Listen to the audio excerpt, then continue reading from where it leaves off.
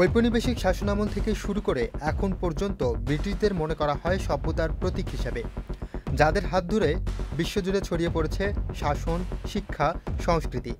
তাদের দেশে আজ ঘটছে নেক্কারজনক চুরি ও ছিনতাইয়ের মতো ঘটনা।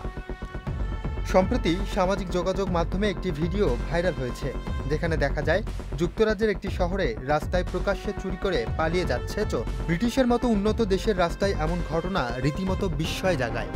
বান্ডেল থাকলে প্রতি সেনমানিতে টাকা বাঁচবে। বিকাশ সেনমানি বান্ডেল কিনে জিতুন প্রতি লেনদেনে। আমরা অনেক সময় নিজের দেশ কিংবা এশিয়ার দেশগুলোকে ছোট করে দেখি, বলি এসব দেশে চুরি ছিনতাই স্বাভাবিক।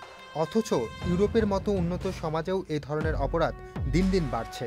2025 সালের মধ্যে শুধু ইংল্যান্ড ও ওয়েলসে পুলিশের কাছে ডাকাতির ৭১,৩৮৩টি অভিযোগ জমা পড়েছে।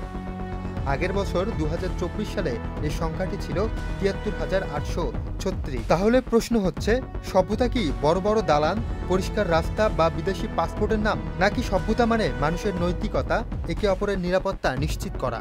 নাকি সভ্যতা মানে অপরাধের মুখে দাঁড়িয়ে প্রতিবাদ না করা, মানুষের নিরাপত্তায় না এগিয়ে আসা?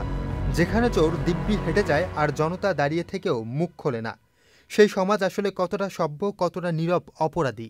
মুইন তাফসীর, চ্যানেল আই।